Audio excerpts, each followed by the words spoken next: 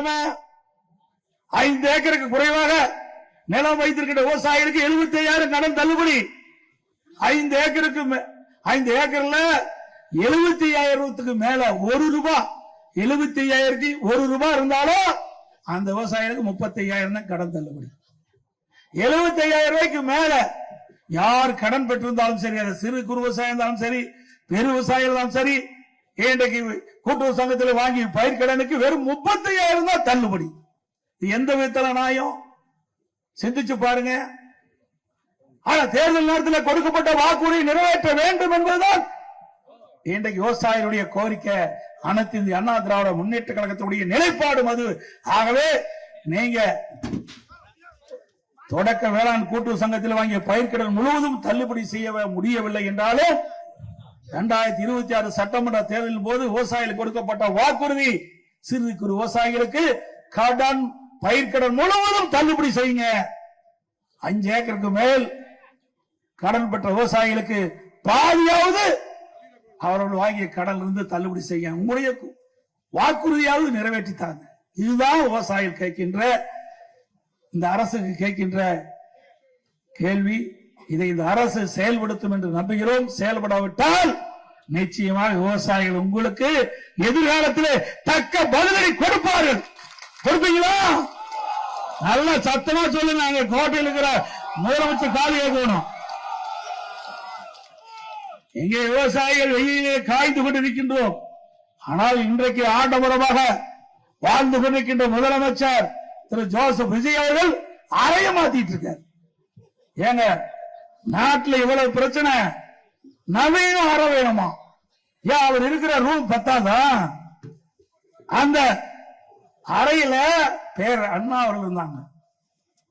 நமக்கு எதிரியா இருந்தா கூட திரு கலைஞர் அதில் இருந்தார். பொன்மனச்சம்பல புரட்சி தலைவர் எம்ஜிஆர் அதில் அமர்ந்திருந்தார்.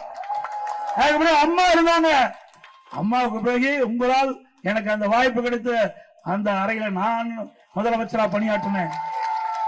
அதற்கு பிறகு ஸ்டாலின் பணியாற்றினார். இத்தனை முதலமைச்சரும் அந்த அறையிலிருந்து பல்வேறு திட்டங்களை தீட்டி நாட்டு மக்களுக்கு வழங்கணும்.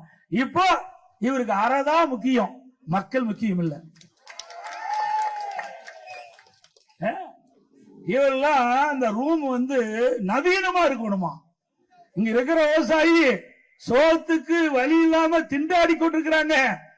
இவருக்கு அந்த ரூம் வசதி பத்தல.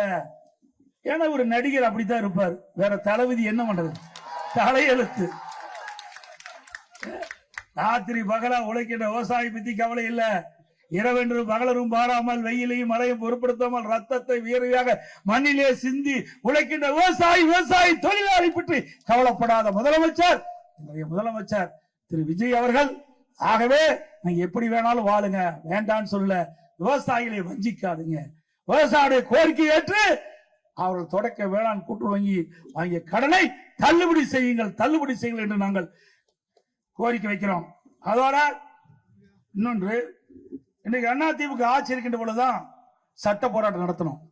1986 பொன்மனச்சம்பல் புரட்சி தலைவர் எம்ஜிஆர் அவர்கள் கர்நாடக அரசோடு பல முறை பேச்சுவார்த்தை நடத்தி உடன்படாத காரணத்தினால நீதிமன்றம் செல்ல வேண்டிய நிலை ஏற்பட்டது. காவிரி நதிநீர் பிரச்சனை, காவிரி நதிநீர் பெறுவதற்காக கர்நாடகத்தோடு பல முறை நம்முடைய பொன்மனச்சம்பல் புரட்சி தலைவர் எம்ஜிஆருக்கு பேச்சுவார்த்தை நடத்தினாங்க. உடன்பாடு ஏற்படல, நீதிமன்றம் சென்னோம். அம்மா அவர்கள் ஆட்சியில் இருக்கும் போது உச்ச நீதிமன்றத்தில் சட்ட போராட்டம் நடத்தணும். அம்மா மறைவுக்கு பிறகு அம்மாவுடைய அரசு சட்ட போராட்டம் நடத்தி 50 ஆண்டு காலம் தீர்வு காணாத பிரச்சனைக்கு உச்ச நீதிமன்றத்தின் மூலமாக நல்ல தீர்ப்பை பெற்றோம். 175.25 டிஎம்சி தண்ணீரை ஒவ்வொரு ஆண்டும் மாத வாரியாக கர்நாடக அரசு தண்ணீரை திறந்து விட வேண்டும் என்ற தீர்ப்பை பெற்றது அதிமுக அரசாங்கம். ஆனால் ஒவ்வொரு ஆண்டும் நம்முடைய டெல்டா மாவட்ட விவசாயிகளுக்கு கர்நாடக அரசிலிருந்து போராடி தான் தண்ணீர் பெற்றுக் கொண்டிருக்கின்றோம். அவர் நீதிமன்ற தீர்ப்பையும் மதிக்கல.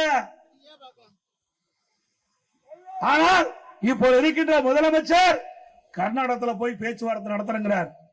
எந்த விதத்துல சரியா இருக்கும்? ஏற்கனவே உச்ச நீதிமன்றம் அளித்த தீர்ப்பை நடைமுறைப்படுத்தல. உச்ச நீதிமன்றம் வழங்கிய தீர்ப்பை உதாசனப்படுத்துகின்ற கர்நாடக அரசு இவர் போய் பேச்சுவார்த்தை நடத்தி தண்ணீரை பெறுவார். வேடிக்கையா இருக்குது. ஏற்கனவே 2018 அதிமுக ஆட்சி இருக்கின்ற பொழுது அற்புதமான தீர்ப்பை உச்ச நீதிமன்றத்தில் வழங்கப்பட்டு விட்டது. இன்றைக்கு ஒவ்வொரு மாதம் கர்நாடக அரசு கர்நாடக அணையிலிருந்து மாதந்தோறும் விகிதாச்சாரப்படி தண்ணீரை திறந்துவிட வேண்டும் என்று அறிவிப்பு கொடுத்திருந்தது. ஜூன் மாசத்திலிருந்து மே மாசம் வரைக்கும் ஒவ்வொரு மாதமும் எவ்வளவு தண்ணீர் திறந்து விடப்பட வேண்டும் என்ற அறிவிப்பை கொடுத்து விட்டது. அதை கொடுக்க மறுக்கின்றது. இந்த சூழலில பேச்சுவார்த்தை நடத்துறாங்க. ஏற்கனவே புரட்சித் தலைவர் எம்ஜிஆர் பேச்சுவார்த்தை நடத்தி முடிச்சிட்டாரு. அதுக்கு பிறகு மாண்புமிகு அம்மா அவர் உச்ச நீதிமன்ற அறிவுறுத்தின்படி நீங்க நேரடியா போய் கர்நாடக அரசுல பேச்சுவார்த்தை நடத்தினாங்க. அதை போய் நடத்தினாங்க அம்மா. அப்பொழுதும் உடன்பாடு ஏற்படல.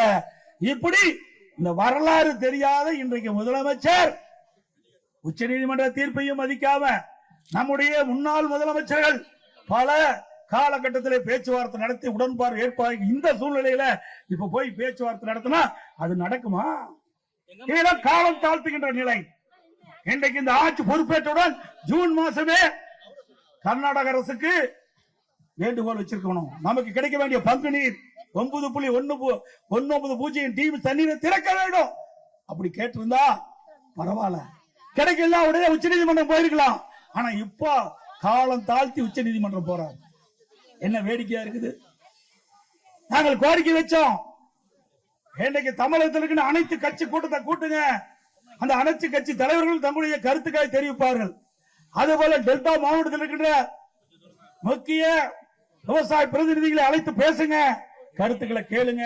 இந்த கருத்து 2 கருத்துக்களின் அடிப்படையில் சட்ட வல்லுநர்களை நாடி இன்றைக்கு சட்ட நீதியாக நம்முடைய உரிமையை நிலைநாட்டுங்க என்று நாம சொன்னா அவர்கள் அதை செயல்படுத்தல. இன்னொரு அமைச்சர் சொல்றாரு, இன்னைக்கு அண்ணா திமுகவையும் திமுகவையும் திருப்திப்படுத்த அனைத்து கட்சி கூட்டத்தை கூட்ட வேண்டிய அவசியம் இல்லைங்கிறார். அந்த கட்சி இந்த அமைச்சர் இந்த கட்சியில் சேர்ந்தே 1 வருஷம் தான். இந்த வரலாறே தெரியாது. இதெல்லாம் சாதாரண வரலாறா? 1986 இருந்து காவிரிக்காக நாம் போராடி கொண்டிருக்கிறோம்.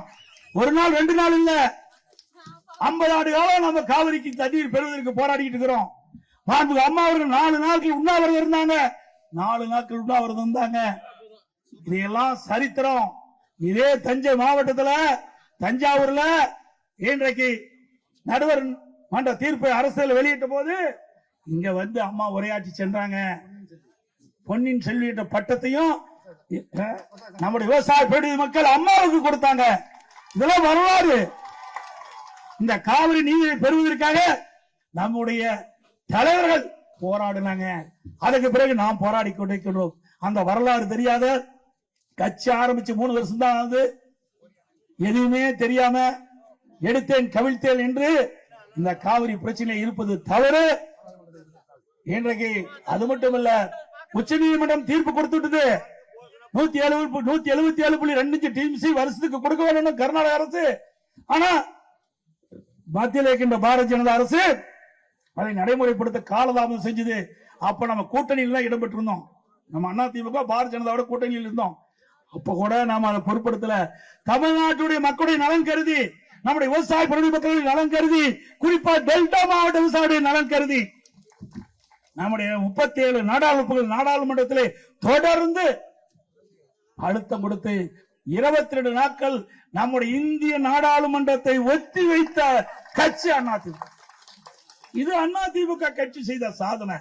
விவசாய படி மக்களுக்கும் தமிழ்நாட்டு மக்களுக்கும் டெல்டா விவசாய படி மக்களுக்கும் நாடாளுமன்றத்திலே குரல் கொடுத்த கட்சி அதிமுக கட்சி. இப்படி போராடி வாதாடி சட்ட நீதியாக நாம் பெற்ற தீர்ப்பை கூட அமுல்படுத்த முடியாத இருக்கின்ற அரசாங்கம் தமிழக வெற்றி கழக அரசாங்கம் என்பதை நேரத்தில் சுட்டிக்காட்டி இனியாவது இந்த அரசாங்கம் திருந்தி இன்றைக்கு எதிர்கட்சி எல்லாம் சொல்லுவதை கேட்க வேண்டும். காது கொடுத்து கேட்க. நான் மட்டும் சொல்லல, இன்றைக்கு இந்த தமிழக வெற்றி கழக ஆட்சி வருவதற்கு காரணமாக இருந்த கம்யூனிஸ்ட் கட்சிகள் 2 கம்யூனிஸ்ட் கட்சியும் அந்த தலைவர் குரல் கொடுக்கிறாங்க, அனைத்து கட்சி கூட்டத்தை கூட்டுங்கன்னு.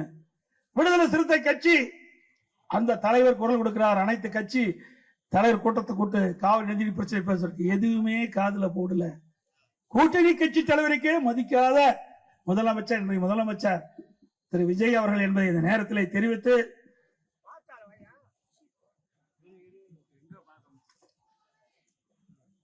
அதே போல விவசாயிகள் உற்பத்தி செய்யப்பட்ட டெல்டா மாவட்டத்திலே நம்முடைய விவசாயிகள் உற்பத்தி செய்யப்பட்ட நெல்ல நேரடி நெல் கொள்முதல் கொண்டு விற்பனை கொண்டு வராங்க. ஆனால் கடந்த கால அரசும் சரி, இந்த அரசும் சரி, உடனுக்குடன் விவசாயிகள் கொண்டு வந்த நெல்லை நேரடி நெல் கொள்முதல் செஞ்சு அவர்களுக்கு உண்டான பணத்தை வழங்குறதில்ல. பல நாட்கள் திறந்த வெளியிலே விவசாயிகள் தங்களுடைய விற்பனைக்காக நெல்லை அடுக்கி வைத்திருக்காங்க. மழை பெஞ்சு முளைச்சு வீணாகுது. இப்ப கூட இந்த தமிழக வெற்றி கழகம் ஆட்சிக்கு வந்த பிறகு நம்முடைய டெல்டா மாவட்டத்தில் மட்டும் சும்மா 10 லட்சம் நெல் மூட்டைகள் இன்றைக்கு நேரடி நெல் கொள்முதல் நிலையத்தில் அடுக்கி வச்சிருக்குது.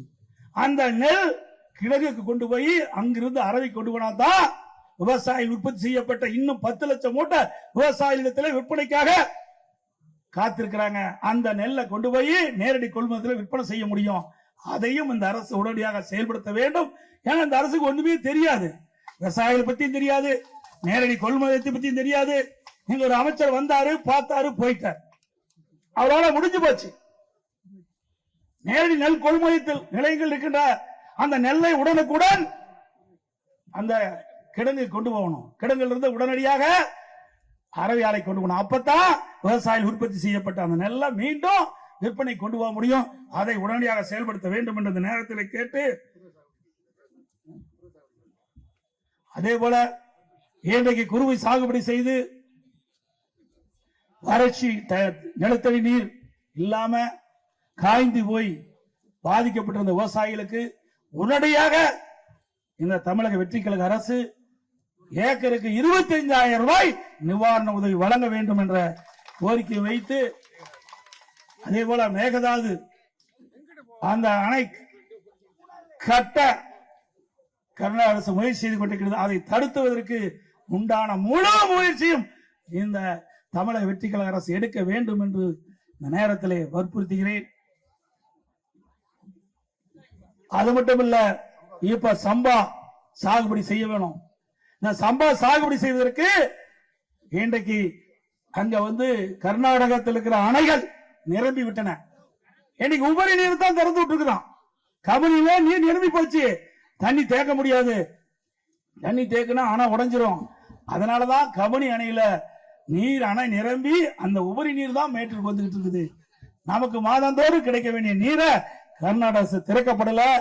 இனியாவது இந்த காவிரி நீர் ஒழுங்காற்றுக்குழு, காவிரி மேலாண்மை ஆணையம் அவர்கள் கொடுக்கப்பட்ட உத்தரவின் அடிப்படையில் தினந்தோறும் 12 டிஎம்சி தண்ணீரை திறக்க வேண்டும் என்று அறிவிப்பை கொடுத்திருக்கிறாங்க. அந்த அறிவிப்பை கர்நாடக அரசு அமல்படுத்த வேண்டும். அதற்கு மாநில அரசு முழுமையான அழுத்தம் கொடுக்க வேண்டும் என்று இந்த நேரத்தில் தெரிவித்து, அது மட்டுமல்ல, நமக்கு கிடைக்க வேண்டிய ஒவ்வொரு ஜூன் மாசம், ஜூலை மாசம், ஆகஸ்ட் மாசம் நமக்கு கர்நாடக அரசு கர்நாடகத்திலிருந்து கர்நாடக அணையத்திலிருந்து கிடைக்க வேண்டிய நீரை பெறுவதற்கு உண்டான முயற்சி எடுத்தாதான் நம்ம சம்பா சாகுபடி செய்ய முடியும். நீலாம் சம்பா சாகுபடி செய்ய முடியாது. அந்த அளவுக்கு நீர் குறைவாத்தான் இருக்குது. இப்ப மேட்டூர் 80 அடி தான் இருக்குது. அந்த 80 அடி நீரை வைத்து நம்முடைய விவசாயிகள் சம்பா சாகுபடி செய்ய முடியாது. நமக்கு ஜூன் மாசம், ஜூலை மாசம், ஆகஸ்ட் மாசம் 3 மாசத்தில் கர்நாடக அணையிலிருந்து கர்நாடக அரசு தண்ணீரை திறந்து விடப்பட்டால்தான் மேட்டூருக்கு தண்ணீர் அந்த தண்ணீரை நம்முடைய விவசாய டெல்டாவில் இருக்கிற விவசாயிகள் சம்பா சாகுபடிக்கு தண்ணீர் திறக்க முடியும். அதையும் இந்த அரசு விரைவாக, வேகமாக, துரிதமாக செயல்பட்டு இன்றைக்கு கும்பகர்ணம் போல தூங்காம இந்த அரசு விழிப்போடு இருந்து நம்முடைய விவசாய பெருடி மக்களுக்கு சம்பா சாகுபடி செய்ய தேவையான நீரை கர்நாடகத்தில் பெற வேண்டும் என்று கேட்டு, அதிமுக ஆட்சி கிட்ட போது குடிமராமத்து திட்டத்தை கொண்டாந்தோம். இன்னைக்கு வறட்சியான நேரம், இன்றைக்கு ஏரி குளங்கள்லாம் தண்ணி இல்ல. விவசாயிகளுக்கும் இன்றைக்கு மேட்டூரிலிருந்து தண்ணி திறக்கப்பட காரணத்தை, பாசனத்துக்கு தண்ணீர் திறக்கப்படாத காரணம், இந்த நிலையில விவசாயிகளுக்கு வறண்டு இருக்கிற இந்த ஏரி குளத்துல பண்டல் மண்ணை அள்ளுவதற்கு இந்த அரசு முழு அனுமதி கொடுக்க வேண்டும். ஏன்னா விவசாய தொழிலாளிக்கு வேலை இல்ல, விவசாயிக்கு வேலை இல்ல. இந்த காலகட்டத்தில் ஏரியிலையும் தண்ணி இல்ல, குளத்திலையும் தண்ணி இல்ல. இந்த காலகட்டத்தில் விவசாயிகள் தன்னுடைய நிலத்திற்கு இயற்கை உரமாக அந்த ஏரி குளத்தில் இருக்கிற வண்டல் மண்ணை அள்ளுவதற்கு இந்த அரசு முழு அனுமதி வழங்க வேண்டும் என்று சொல்லி இங்கே மிக திரளாக, ஏன்னா வெயில் நிறைய அடிச்சிட்டு இருக்க மண்டை புழக்கிற அளவுக்கு வெயில் அடிக்குது, நிறைய பேச வேண்டி இருக்குது. இருந்தாலும் நான் முக்கியமான கோரிக்கை அந்த 2, 1 விவசாயிகள் தொடக்க வேளாண் கூட்டுறவு சங்கத்தில் வாங்கிய பயிர்க்கடன் முழுவதும் தள்ளுபடி செய்ய வேண்டும். 2வது, காவிரியில் உச்சநீதிமன்றம் அளித்த தீர்ப்பை முழுமையாக இந்த அரசு நிறைவேற்றப்பட வேண்டும். கர்நாடக அரசு மேகதாது அணை கட்டுவதற்கு எந்த வகையிலும் நாம் ஒத்துக்கொள்ள கூடாது. இந்த அரசாங்கம் முழு மூச்சோடு இருந்து அந்த மேகதாது அணை கட்டுவதை முறியடிக்க வேண்டும். அதற்கு நாம் அத்தனை பேரும் துணை நிற்போம். ஆனால் அதுக்குண்டான முயற்சி இந்த அரசு எடுப்பது கண்டிக்கத்தக்கது. என்றால் மேகதாது அணை கட்டுவிட்டால் டெல்டா மாவட்டம் பாலைவனமாகிவிடும். 20 மாவட்ட மக்களுக்கு குடிநீர் ஆதாரம் இருப்பது காவிரி நதிநீர். நல்லா சிந்திச்சு பாருங்க. அது மட்டுமல்ல, மேட்டூர் அணையில் திறக்கப்படுகிற நீர் கடலில் போய் கலக்கின்ற வரை அந்த காவிரி நதிநீர் சுத்தமாக இருக்க வேண்டும் என்பதற்காக நடந்தாய்வாளி காவிரி என்ற திட்டத்தை கொண்டு வந்து மத்திய அரசு அனுமதி பெற்று 11,250 கோடி நிதியை பெற்றிருந்த அரசாங்கம் அதிமுக அரசாங்கம். மேட்டூர்ல தண்ணி எப்படி இருக்குதோ அதே போல தஞ்சாவூர் பகுதியில் வரும்போது அந்த தண்ணீர் எடுத்த சுத்தமான நீர் இருக்கும். சுத்தமான நீர் குடிப்பதற்கு வாய்ப்பா இருக்கும். சுத்தமான நீர் பயிருக்கு பாய்ச்சுகின்ற பொழுது நோய் தாக்காம பயிர் நல்ல விளைச்சலை கொடுக்கும். அதுக்கு தான் நடந்தாய்வாளி காவிரி திட்டம் என்ற ஒரு திட்டத்தை கொண்டு வந்தேன். அந்த திட்டத்துடைய நோக்கம் காவிரியார் வரும்போது 2 கரையில் இருக்கிற அசுத்த நீர் காவிரியில கலக்குது, நீர் மாசுபடுது. அது மாசுபடாம சுத்திகரிச்சு காவிரி ஆற்றிலை விட்டு சுத்தமான நீர் கடைக்கோட்டில் வரை கடல் கடக்கின்ற வரை இருக்க என்பதற்காக தான் இந்த காவிரி நடந்தாய்வாளி காவிரி என்ற திட்டத்தை நடைமுறைப்படுத்த வேண்டும் சொன்னேன். இந்த கடந்த கால திராவிட முன்னேற்ற கழக அரசுல மத்திய அரசு அனுமதி கொடுத்தோம், நிறைவேற்றல. இந்த தமிழக வெற்றி கழக அரசு இந்த 2 நாளைக்கு முந்தி நான் பட்ஜெட்ல பேசும்போது இந்த கோரிக்கை வச்சேன். இந்த தமிழக வெற்றி கழக அரசு செயல்படுத்த சொல்லியிருக்காங்க.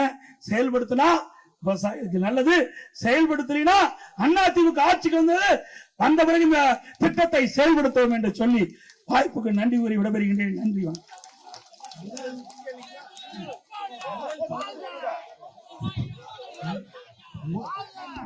முதல் 14 தீர்மானங்களை நன்னில சட்டப்பேரவை உறுப்பினரும் முன்னாள் அமைச்சரும் கழக அமைப்பு செயலாளர் அண்ணன் காமராஜ் அவர்கள் வாசிப்பார்கள். அடுத்தபடியாக மரியாதைக்குரிய கழகத்துடைய அமைப்பு செயலாளரும் நாகப்பட்டினம் மாவட்ட செயலாளரும் அருமை அண்ணன் OS மணியன் அவர்கள் வாசிப்பார்.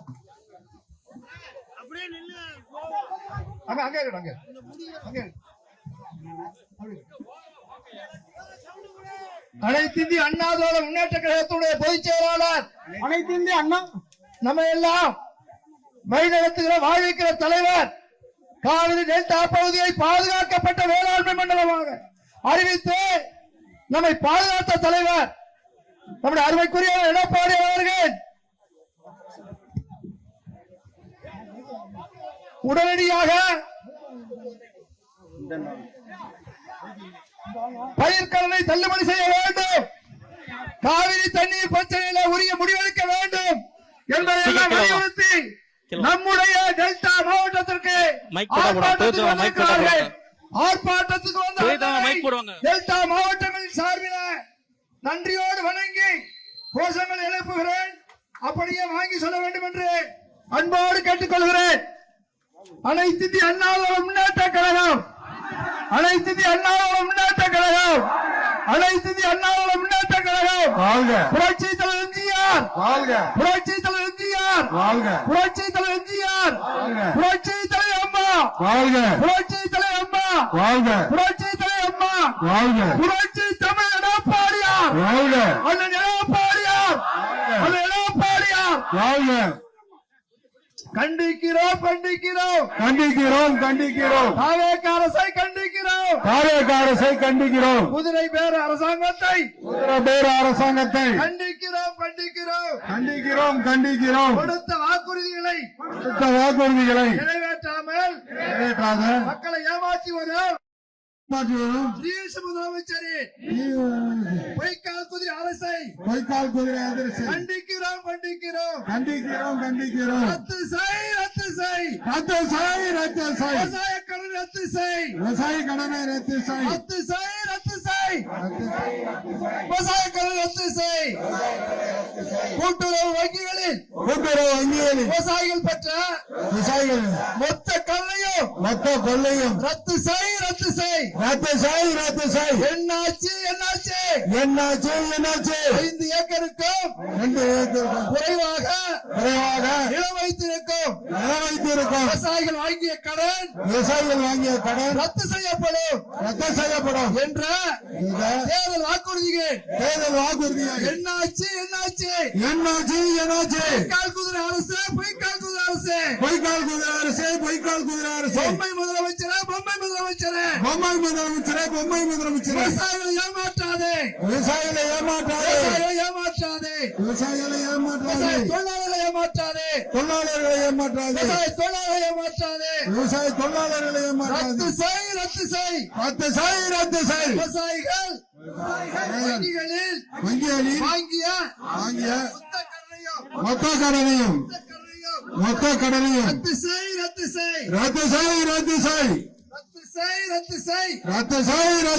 சிறு குறு விவசாயிகளே கடன் முழுவதையும் ரத்து செய். ஏமாற்றாதே. பொய்க்கால் குதிரை முதலமைச்சரே நம்பி வாக்களித்த மக்களை ஏமாற்றாதே. எத்தனை நடிப்பு. தேர்தல் நேரத்தில் மேடை ஏறி எத்தனை நடிப்பு.